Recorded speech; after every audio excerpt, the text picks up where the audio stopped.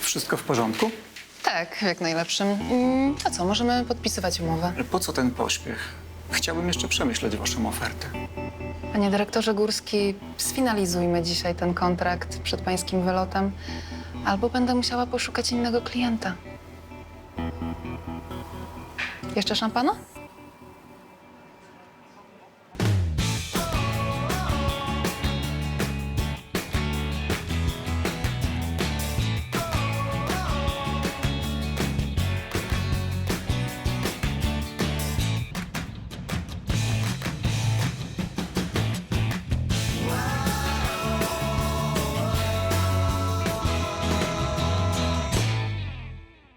Dziś w odcinku. Czy tajemnica Elwiry wpłynie na jej karierę zawodową? Roman nieświadomie bierze udział w biznesie narkotykowym Tomasza. Wezmę jeszcze tybetańską sól morską. 1 porcję. Proszę pana, ale ja żadnych przypraw nie mam. Michał staje się podejrzanym w sprawie pisarki Pauliny. Sierżant Bartnicki, dzielnicowy. O co chodzi? No to niech mi pan lepiej powie, o co chodzi. Dzisiaj sporo paczek, nadźwigasz się. Nie, wiesz, tirami to się woziło prawdziwe ładunki. Jesus! Trzeba mieć power, żeby kierować taką maszyną. Nie no, bez przesady, ale przyznam, to jest fajne uczucie, kiedy wieziesz 40-tonowy zestaw. A typowy facet musi mieć wszystko największe. Nie, no po prostu, wiesz, to jest fajna przygoda taka praca. Wiesz, jak jedziesz w trasę, która ma 2000 kilometrów. A ty lubisz przygody, co? A ty? Wiadomiks.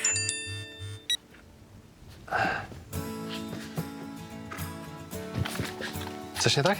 No, daj spokój, wczorajsza randka. Kompletny disaster. Najpierw się spóźnił, później kazał mi za siebie zapłacić. Teraz jeszcze zawraca głowę. Dobrze, że chociaż jedzenie było smaczne. Co ty mnie tak obczajasz? Oko mi się rozmazało? Nie. Wieki nie byłem w restauracji. No to jaki problem? Zapraszasz pannę i już. A ty poszłabyś ze mną? A ja z tobą? No, czemu nie? Postaram się uratować honor mężczyzn. Ale ty stawiasz, tak? Nie, no pewnie. To co, dzisiaj? Dobra, to rozwiozę te przesyłki, jadę jeszcze do firmy po 1 paczkę, dostarczę i jestem wolny. 18? 18. To jest chyba jeszcze 3 godziny, nie? To bez problemu zdążę. Pa! Pa!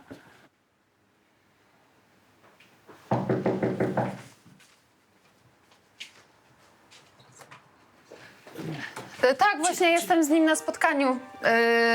Tak, jestem właśnie na spotkaniu. Omawiamy ostatnie szczegóły transakcji. Ja tylko przez... Tak, to był prezes Górski. Powiedział, że nasza oferta jest interesująca. Tak, oczywiście, już go podaję. Panie dyrektorze, chciał pan osobiście pozdrowić prezesa Adamskiego. Pozdrawiam, panie prezesie. Tak, no cóż, ja już muszę lecieć, szefie, praca wzywa. Dobry sposób na zrobienie sobie dnia wolnego. Proszę. Proszę zaczekać, muszę to sprawdzić. Tak.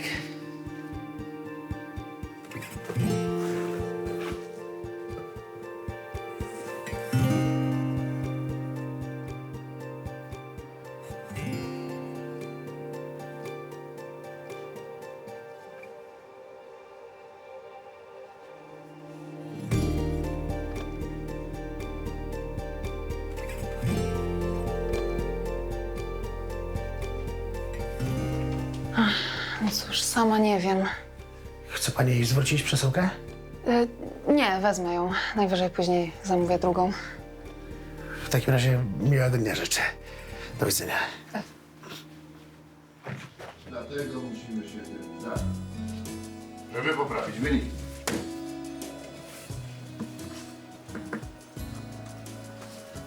O, witam szefa. A, widzę, że pan ciężko pracuje. No, staram się. A jak wyniki? No, prowadzę kilka biznesów na raz. Wyglądają obiecująco. Obiecująco. Szefie, no tak jak mówiłem, Wolałbym, żeby zamiast siedzieć w firmie i oglądać jakieś filmiki w internecie, na przykład umawiał się pan z klientami. Elwira robi to codziennie. No, teraz do niej dzwoniłem, właśnie dopina ostatni deal. szef naprawdę wierzy, że z niej to jest taki pracuś, tak? Pan coś sugeruje? No na przykład to, że ona pana okłamuje. Jakiś czas temu widziałem ją na mieście. W czasie, w którym miała być na delegacji w Szczecinie. Kto to tu postawił? A ja? A wiesz może, gdzie jest ta moja przesyłka? Właśnie na nią patrzysz. Tak. Przecież to jest jakaś piramida Cheopsa, no. Ile tego jest? Dokładnie 20. Drugie tyle masz w magazynie. No nie martw się, wszystko pod ten sam adres. Mam nadzieję, że w środku jest pierze. 1000 książek. Wydawnictwo odsyła wszystko autorce. Kochanica księcia Dykorazą. To co ona robi z tym? Tapetuje pokoje? Nie kupowałeś, to nakład się nie sprzedał. A oni tego nie chcą w magazynie. Odwieź to. Potem masz wolne. Myślałam, że się załamiesz. Nie, no zdążę, mam jeszcze 2 godziny do 18. Luz. Aha, masz jakieś plany? A właśnie, zapomniałem, słuchaj, mam prośbę, może zostać z chłopakami dzisiaj wieczorem? Idę na kolację do restauracji. O, no to coś nowego. Wiesz, no pomyślałem sobie, że cały czas siedzę w domu, nigdzie nie wychodzę. Życie przecieka przez palce, wiesz, dom, praca, dzieci, szkoła. Więc postanowiłem postawić na siebie i wyjść. No, w sumie mam dzisiaj wolne, to mogę z nimi posiedzieć, poczytać lektury. A z kim idziesz do tej restauracji? Bo chyba nie sam. Z Sandrą. Z Sandrą? Tak. No co, no jest wolna, zabawna. W sumie nic nie tracimy. Stwierdziłem, że zrobię pierwszy krok. Ale z Sandrą?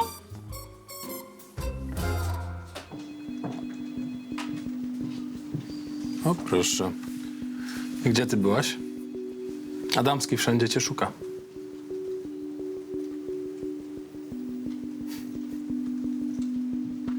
Pani Elwiro?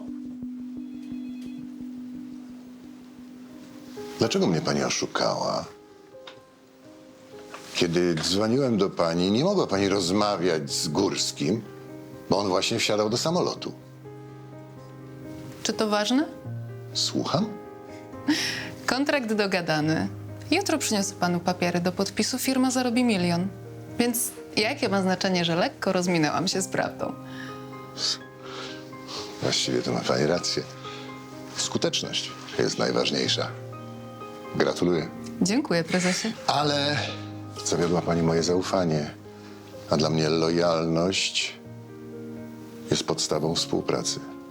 Rozumiem. Czy to już wszystko? Pani Elwiro,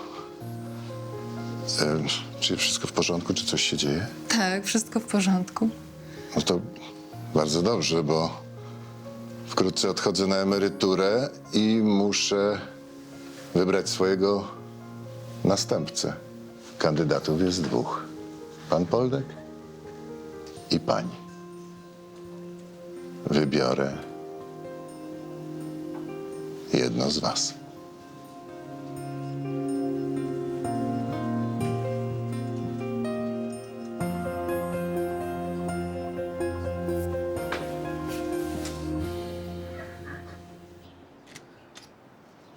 Dzień dobry. Dzień dobry. Przesyłka dla pani Maciejak. Świetnie, ale żona teraz nie może podejść, robi dzieciom obiad. Ale ja jej książki przywiozłem. Dobrze, dobrze, to niech pan je da najlepiej na strych, dobra? Proszę pana, kurier ma obowiązek dostarczyć paczkę pod adres. Nie musi ich nosić po schodach. Jasne, bądź pan człowiekiem, przecież jak Paulina zobaczy taki stos swoich książek na środku, to się po prostu załamie, no. Ona cały czas myśli, że to będzie hit. To jest 40 pudełek po 10 kilo, to jest biegania po prostu góra-dół przez godzinę. Ale przecież ja panu pomogę, no we 2 pójdzie nam to moment. No chyba, że tak. Dobra, to ja za 5 minut wracam, skończę tylko zupę, a pan już może zacząć nosić, dobra? Dobra, tylko niech pan pokaże mi te schody. No tutaj na górę.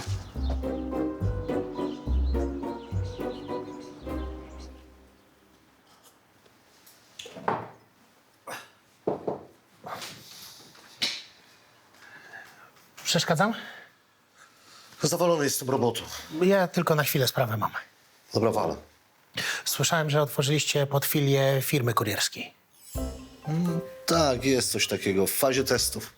To u mnie sprawa wygląda w ten sposób, że ja nie chciałbym przy teściowej wyjść na gołodupca. Jakby była możliwość wziąć kilka kursów, to ja bardzo chętnie.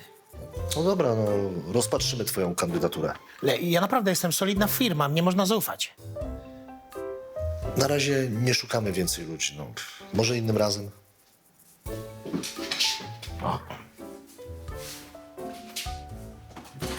Słuchaj, przez przypadek słyszałem waszą rozmowę. Co, może będziesz się wtrącał? Nie, no. To twoja działka, ale może jednak damy mu szansę. Ale my już mamy zespół. No tak, ale sam wspominałeś, że macie problemy z dostawami. Roman to sprytny facet. Można mu zaufać. Mówię ci. Ale zrobisz, jak uważasz.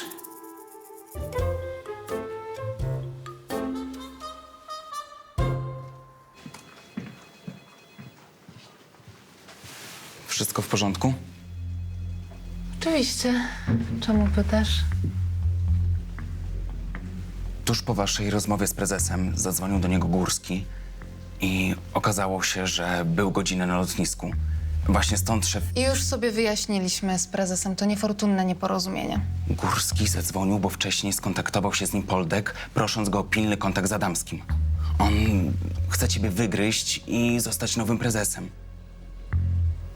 Lepiej na niego uważaj.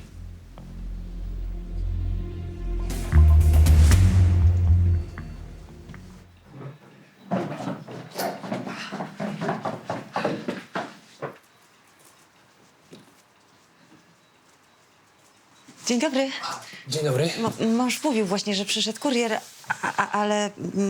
Tak, robiła pani obiad. Mąż miał mi przyjść pomóc, ale nie przyszedł. Pewnie zapomniał. Mniejsza z tym. Przesyłka dostarczona, i potwierdzenie odbioru przyjdzie mailem. A co właściwie jest w tych pudełkach?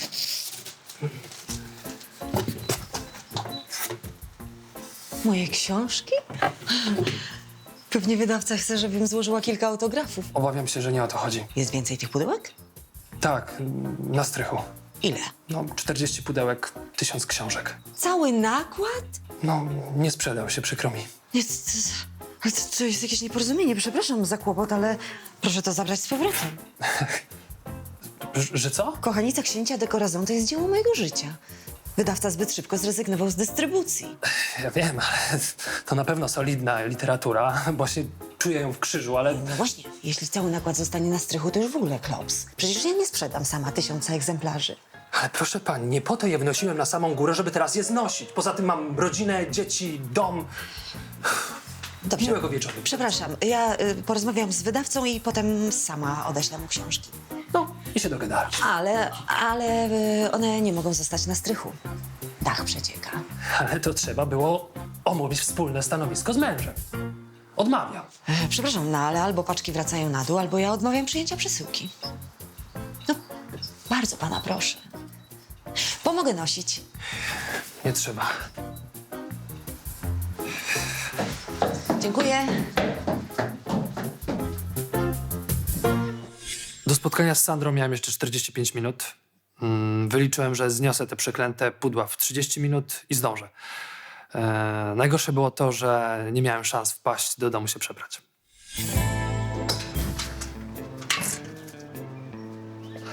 Strzałka. Siema. Słuchajcie, mamy pewien problem. Będzie dzisiaj z wami jeździł normalny kurier. A my co, nienormalnie jesteśmy? Sprawa jest taka, że nie będzie robił w dragach. Będzie woził tylko normalne żarcie, kumacie? No to co, on nie wie, że my metę rozwozimy? Nie. I tak ma zostać. Pamiętajcie, trzymajcie naszą sól morską z dala od faceta, okej? Ty nie możesz się go pozbyć? No niestety dzisiaj nie. A jak coś się zwietrzy i się rozpruje przed psiarnią, no to co? No to właśnie dlatego z nim nie gadajcie. I pamiętajcie, żadnej soli przy nim, jasne? Jasne. No, jasne.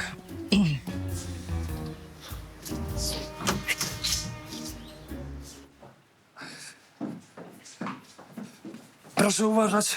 Okej. Napije się pan czegoś? Ach, nie. Dziękuję. Dziękuję. To jest naprawdę fajna książka. Tak, nigdy jej nie zapomnę. Akcja dzieje się w XIX stuleciu. Piękna córka szeptuchy zbiera zioła na łące, kiedy atakuje ją niedźwiedź. Ale niedźwiedzie raczej nie atakują ludzi. Gabi, moja dyspozytorka, mi mówiła. Zginęłaby, gdyby nie piękny książę de Corazon. On ją ratuje, potem się w sobie zakochują. Tyle, że on jest księciem, a ona włościanką. Jego brat jest przeciwny temu uczuciu. Co pan myśli? Niezłe, ale moim zdaniem trochę to wydumane. Jak to? No a nie lepiej napisać książki o sobie, o swoich przeżyciach? No, o czym tu pisać? Prowadzę dom, sprzątam, gotuję, odwożę dzieci do szkoły. No i to jest ciekawa historia. Kobieta, bez której rodzina nie jest w stanie przetrwać. Bohaterka dnia codziennego. Kobieta o wielu talentach. Może faktycznie. A pan? Co ja? No pan czym się zajmuje poza kurierką? Nic specjalnego. Jeździłem tirami. Ostatnio zostawiła mnie żona. No i obecnie samotnie wychowuję 2 dzieci. Fascynujące. Dzień dobry, kaczka po pekińsku na ostro. Tutaj. Aby była dobrze wypieczona. Proszę. Co dużo pracy, nie ma kiedy na obiad wyskoczyć. A co pan książkę pisze? 20 zł. Dziękuję. Do widzenia. Zaraz. Czekaj pan. Wezmę jeszcze tybetańską sól morską. 1 porcję. Proszę pana, ale ja żadnych przypraw nie mam. Poza tym Tybet nie leży nad morzem. Proszę pana, ja wiem, że to trzeba przez centralę, ale ja muszę, rozumiesz? Ale ja nie wiem, o co panu 1 chodzi. porcję. Ale pani zostaw mnie pan, ale weź człowieku, no nie szarp się za mnie. Pomyślałem sobie, że ludzie ostatnio coraz dziwniejsi się robią. Po co mu była sól morska? Nie mógł posolić tej kaczki zwykłą solą? Świetna sałatka. Musisz spróbować. Już za chwilę. Na razie do tylko chce mi się pić. Właściwie to masz fajną pracę, no bo nie musisz chodzić na siłownię. Po dzisiaj to się czuję tak, jakbym 2 razy w tej z powrotem wszedł na giewont. Ale to była kamole. Rewelacja. Ale ty masz apetyt. A to jest komplement czy przytyk? Nie no komplement, nie. Moja żona też tak ma. Masz żonę? Miałem. Rozwodnik. Wiesz co, no, w sumie żona uciekła. Dzisiaj poznałem prawdziwą pisarkę. Co napisała? Jakiś romans. Lubisz romanse? Nie. To znaczy, nie lubię ich czytać. No tak. Dla mnie bardziej wyglądasz na fana sensacji, macho man, te sprawy. Nie, żaden ze mnie macho, no, bardziej nadaje się do jakiejś komedii familijnej. Moi synowie powinni mieć na imię Problem i duży problem. Nie ma dnia, żeby nie wycięli numeru. W ogóle całe ich wychowanie jest na mojej głowie. Czasami ręce upadają. Dlatego potrzebuję kobiecej ręki. Kogoś, kto, wiesz, przytuli, wysłucha. Ja, przepraszam, bo ja to nosek muszę przypudrować. Nie no, ten Majdan naprawdę musi tutaj stać? Ledwo można przejść. Nie mogło to zostać na strychu? To zostanie tutaj tylko do czasu, zanim wróci do księgarni. Paulina, przytomnij. Książka się nie spodobała.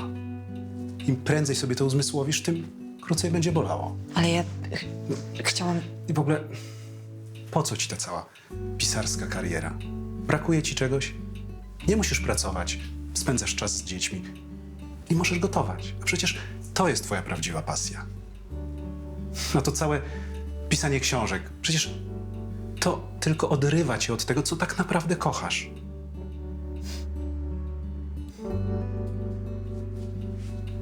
No powiedz, nie mam racji?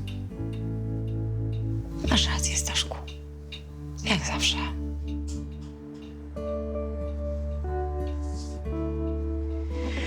Przepraszam.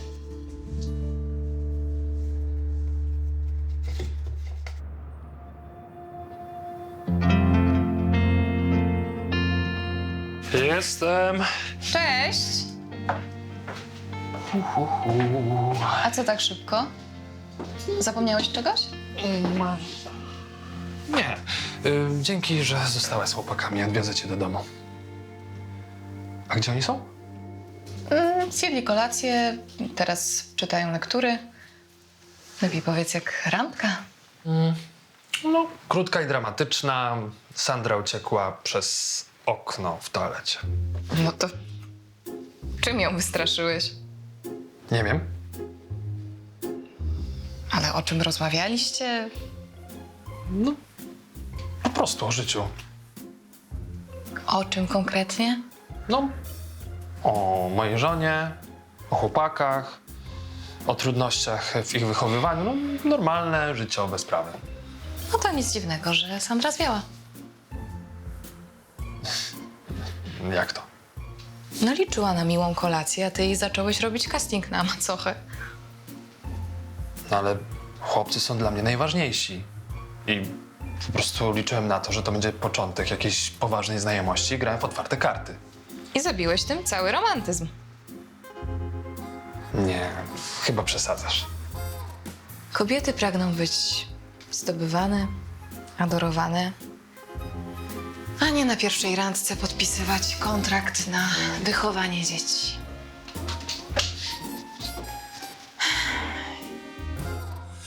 Muszę przyznać, że jakoś nie zmartwiła mnie ta jego porażka na randkowym froncie.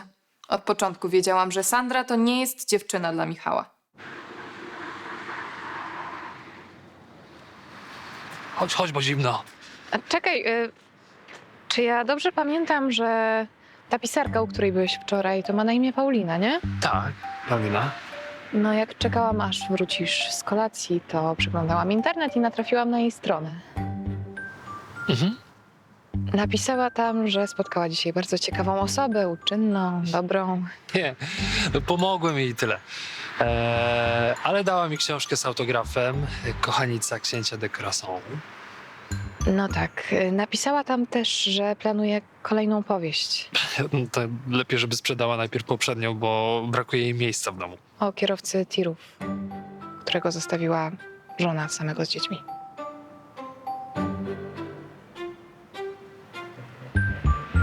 No ładnie. Wiedziałem, że życie pisze najlepsze scenariusze, ale żeby aż tak, nie chciałem być bohaterem tej książki. Nie.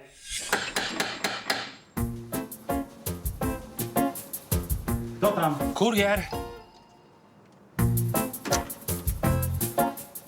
To już nawet po nocy jeździcie? Nie, po prostu mam sprawę do pana żony. Ale pan wie, która jest godzina. Tak, wiem, ale to pilne. Paula! Ten tragarz do ciebie.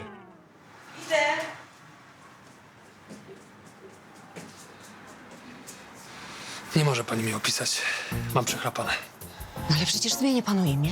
Wiem, ale wiadomo, że to będzie chodziło o mnie i wszyscy mnie rozpoznają. Sam pan naradzał współczesną powieść, a o kochanicy powiedział, że jest wydumana. Wiem, ale może się myliłem, a pani za szybko odpuszcza. O, za szybko odpuszcza. Co ja mam niby zrobić? Otworzyć warzywniak i do każdej włoszczyzny dodawać moją powieść? No ale może nie wszystko stracone, no nie jeden gniot osiągnął sukces. Bardzo dziękuję. Nie, po prostu nie chodziło mi o to. Chodzi mi o agresywną promocję. Ale ja nie cierpię agresji. Ale nie, chodzi o jakieś wydarzenie, event, mocną akcję, która spowoduje, że wyciągnie tę książkę z zalewu informacji i spowoduje, że trafi do większej ilości odbiorców. Czyli chodzi o coś intrygującego, co przyciągnie uwagę ludzi do mojej książki? Tak. dobrze. Wiśnióweczka z rana lepsza niż śmietana, a 2 wiśnióweczki lepsze od najładniejszej dzieweczki. Panie Wiśnia, zachowaj pan te suchary dla kolegi. O, zasadniczo to ja też nie gustuję w takich rymowankach. Wolę poezję Leśmiana, Stachury. A idzie tym i z tym. Nie. Pani Sanderko, ale pani też taka jakaś dzisiaj dziwnie smętna. Nie wiem, nie. Wydaje się panu. No to nic. Tymczasem borem lasem, pani Sanderko. Do widzenia. Do widzenia. On ma rację. Chodzisz jakaś taka skwaszona. A, bo kostkę chyba wczoraj skręciłam, no boli. Jak tam randka? A, randka. No to jadłam taką świetną sałatkę i zupę krem mieli, przepyszną. A i guacamole, jakie tam mieli guacamole, Sandra. to... Pytam o Michała. A Michał? No to gdy atmosfera siadła, to wyszłam. Tak po prostu? Nie no, prosto to nie było, bo wiesz, tam w łazience mieli takie wąskie okienko na wysokości 1,5 metra. No i właśnie jak tam skakałam tamtąd, to coś mi chrupnęło w kostce. Skakałaś z okna? Z okienka. A. O, Michał Radczak, Tak. sierżant Bartnicki, dzielnicowy. O co chodzi? No to niech mi pan lepiej powie, o co chodzi. No ale naprawdę nie rozumiem. Tak. I może pan jeszcze nie zna Pauliny Maciejak. Tej autorki od Kochanicy. No nieważne. Ją akurat znam. No to zeszłej nocy zaginęła. Mąż zeznał, że jest pan ostatnią osobą, z którą w ogóle miała kontakt. Także proszę przestać odstawiać teatrzyk i lepiej się przyznać, zanim się chłopaki z kryminalnego za pana wezmą. Ale do czego mam się przyznać? No, uprowadziłeś ją, zamknąłeś w piwnicy, psycholu? Nie no, zamknęła drzwi i wyszła do domu. Ja wróciłem do auta i pojechałem do siebie. Tak będziesz z mną pogrywać? Nie no, naprawdę, mówię szczerze. Może i mówisz. A może powiedziałeś coś, przez co targnęła się na swoje życie. Rozmawialiśmy o promocji książki. Ja tylko przypominam, że z artykułu 151 Kodeksu Karnego za nakłanianie do samobójstwa grozi do 5 lat więzienia. W domu czeka zrozpaczona rodzina, mąż wysyła zdjęcia po całym internecie, błaga o pomoc w odnalezieniu Pauliny.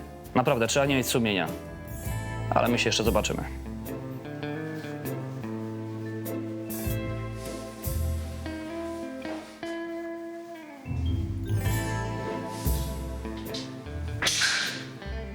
Jak udowodnię, że jestem niewinny? Tak sobie pomyślałam. Pisarze często w swoich książkach opisują miejsca, które są im znane. Może Paulina zadekowała się w jednym z nich. Czyli co, sugerujesz, że mam przeczytać Kochanicę księcia de Corazon? Mhm. Kurczę.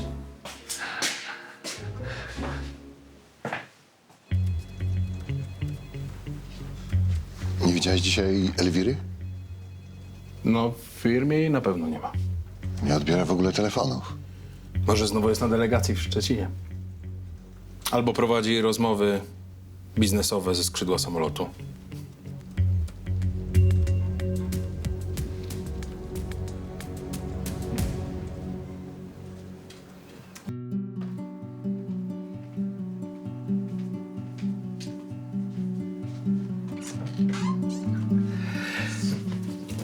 Dzień dobry, ponownie przesyłeczkę przywiozłem. Dziękuję.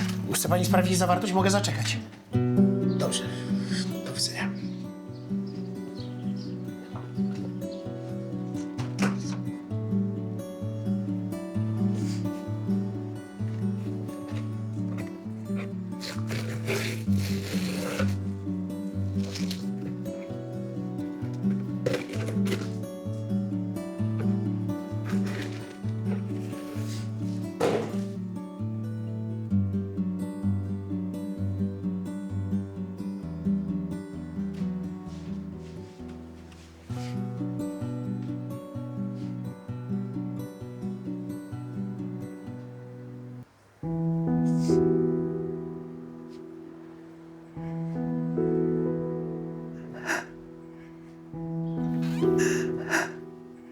Pani Elwiro, przepraszam, ale usłyszałem...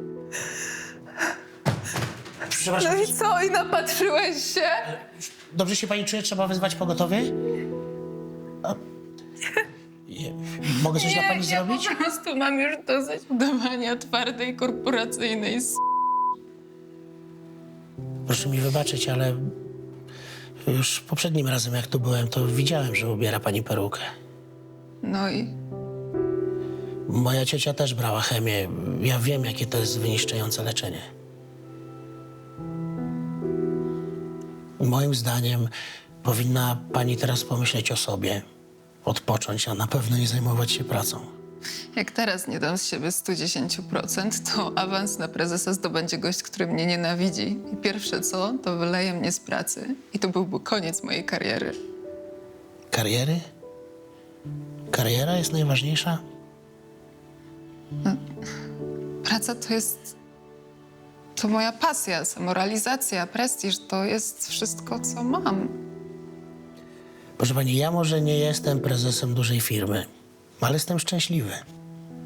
Mam dziewczynę, którą kocham, przyjaciół. Cieszę się życiem, tak po prostu.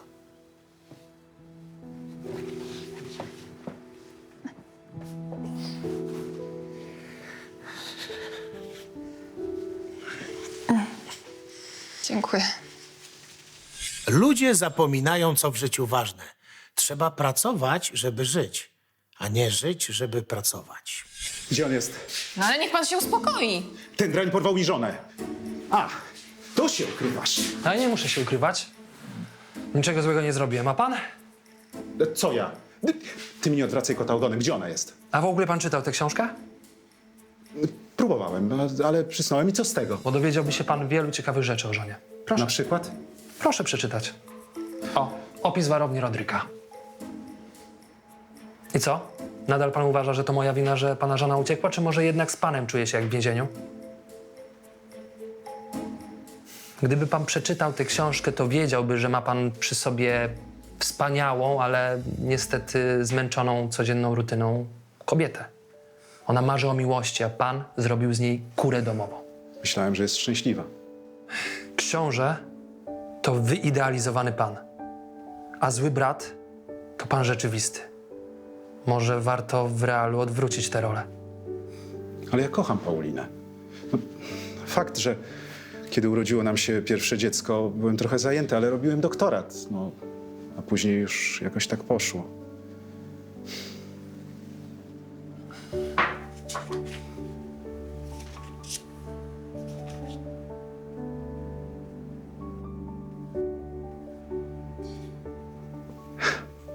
Ten widok przypomina zupełnie widok z naszego pierwszego mieszkania.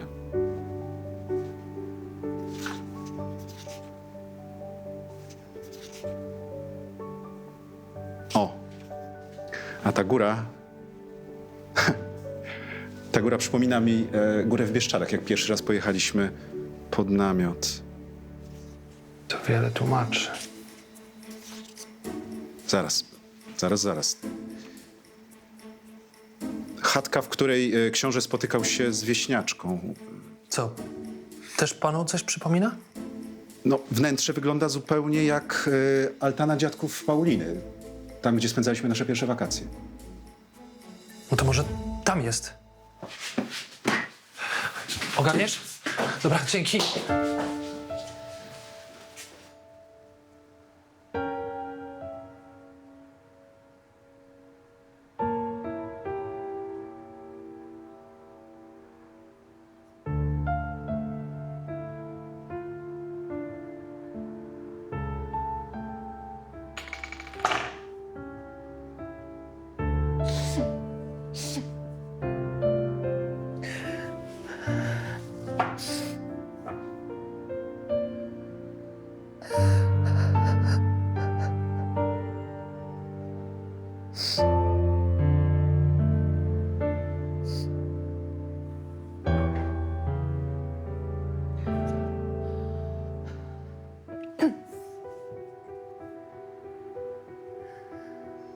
Twoja paczka? Dzień dobry.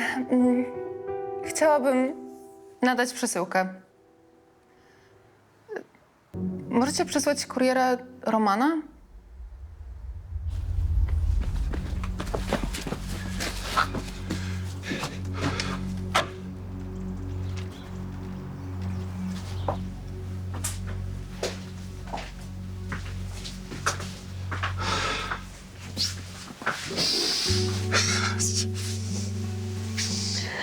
Więc jednak przeczytałeś. Tak się o ciebie bałem. Chciałam jeszcze raz na spokojnie przeczytać Kochanicę. Miałeś rację, Staszku. Idź do kitu. Przepraszam cię. Za co mnie przepraszasz? Przecież to ja jestem autorką. Za to, że przestałem cię doceniać, za to, że byłem takim egoistą, za to, że nie rozumiałem, że czujesz się przy mnie jak w klatce. Ale poprawię się. Obiecuję. Zobaczysz.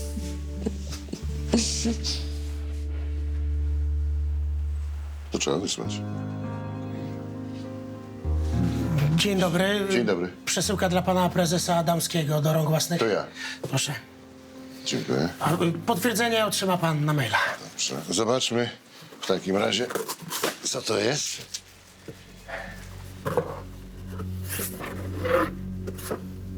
Peruka? Kto to takie coś przysyła? To jakiś żart? Co wy Elwirę oskalpowaliście? Rzeczywiście, ta sama długość i kolor włosów. Ale dlaczego miałaby chodzić w peruce? Może jest tajną agentką. Szpieguje dla konkurencji. To wy się naprawdę nie domyślacie? Pracujecie z nią i nic nie wiecie? To może niech nas pan łaskawie oświeci. Słuchajcie, ja jestem tylko kurierem, ale i tak widzę więcej niż wy. Ta kobieta jest chora. Chora? No i super. To dlaczego robi taki teatr, zamiast przyjść do mnie i porozmawiać? A gdyby jednak powiedziała, to jakby pan zareagował? Wsparciem i współczuciem, czy wypowiedzeniem?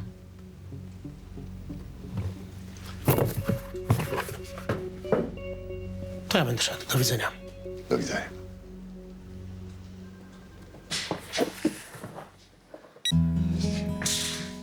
Hej, Hej. I jak poszło? pisarka cała jest zdrowa. A jak z mężem?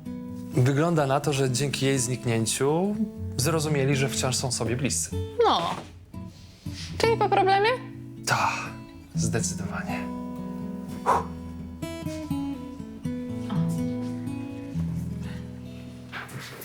Siemka. Hej. Jak tam wczoraj w spożywce? Niewiele mamy zleceń, co? Ja tam nie narzekam, od czegoś trzeba zacząć. To nie jest wielki biznes. Tu kapuchy nie zrobisz. Ja tam nie narzekam. Fajnie się skuterkiem jeździ, w korkach się nie stoi. Cześć. Słuchaj, kojarzysz tego faceta z firmy inwestycyjnej? Poldek ma na imię. Tak, a co? Dziwny facet.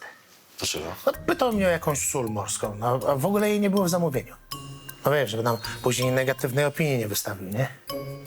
Na razie. Nie, to chyba nie ja. Powinienem udzielać wywiadu. Za chwilę będzie. O! Oto i on! Chodź, Michał. Proszę. Pani do ciebie. Witam, Regina Bit, Nowiny Bystrzyckie. Strasznie się cieszę, że pana poznałam. Bardzo miło. Pani pewnie z reklamacją. No, świetne poczucie humoru. Nie, przyjechałam nagrać z panem wywiad. Ze mną? Nie. Nie. Z panem, jest pan gwiazdą. Możemy zaczynać? Żadnych wywiadów. Proszę dać mi spokój. Nie, to nie. No, ale nie rozumiem. Inni się zabijają, żebym zrobiła z nimi wywiad. Wie pani, nie każdy ma parcie na media. Rozumiem. Do widzenia. Do widzenia. Czego ona chciała? To była jakaś ukryta kamera? Co ty? Nie mam pojęcia. Idź do Gabi, ma dla ciebie zlecenie. Ups. Jakie piękne. To dla mnie? Nie tym razem. No ja nie przypominam sobie, żeby był jakiś inny raz. No, odebrałem je z kwiaciarni na rogu, więc proszę, kochana, wydaj mi te paczuszki, bo muszę dostarczyć je, zanim kwiatki zwiędną. Ciekawe, dla kogo ten bukiet. Musiał ze 200 kosztować. To gdzie mam je teraz zawieźć? Wracają do wydawcy. Po aferze ze zniknięciem żony w social mediach zrobił się taki szum, że wydawnictwo znowu podjęło się dystrybucji. Miał pan rację. News o moim zniknięciu trafił do sieci i nagle ludzie zaczęli mnie czytać. A, czyli stąd ta dziennikarka. Ale Co pani znowu napisała mnie w sieci? No, nic takiego. Na pewno? Żona podzieliła się jedynie wiadomością, że podpisała kontrakt na nową książkę. A jaka tematyka? To będzie alegoryczna powieść o Michale Archaniele, który wciela się w postać kuriera i jeździ po świecie, żeby naprawiać zepsute małżeństwa. Nigdy pod żadnym postem nie miałam tyle lajków. A pański szef nawet zgodził się na użycie w książce nazwy Twoja paczka. To chyba stąd odlecę. Dzień dobry. Tym razem piękne kwiatki przywiozłam. Od firmy. To chyba miły gest. Nie potrzebuję ich litości. Litości? No, może po prostu wyrazów sympatii? Poświęciłam tej firmie najlepsze lata życia, a kiedy przyznałam się do choroby, oni mnie zbywają badylami.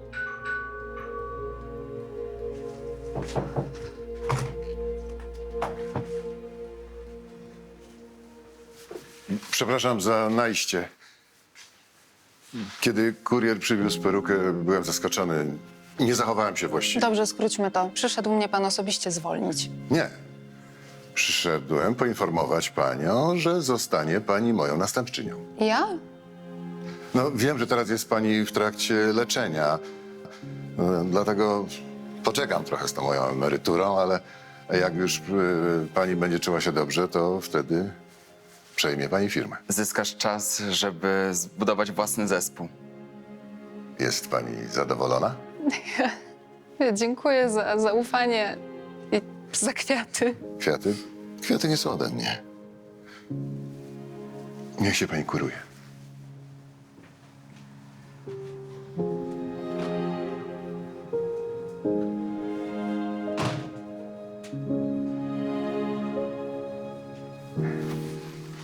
To ja je przysłałem.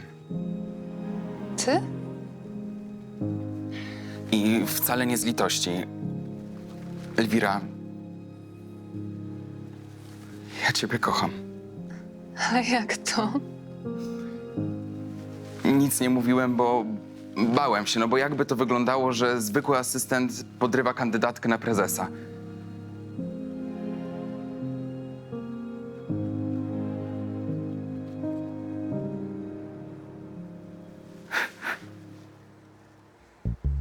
W następnym odcinku. Kim jest królowa elfów i czy odnajdzie swojego księcia? On mnie kocha, udowodnił mi to. Niby jak? Poprosił mnie o rękę. Co? Dorota chce pomóc wykorzystywanej przez sąsiadów pani. Poszłam do niego na górę, żeby powiedzieć nie, tak jak mi pani radziła.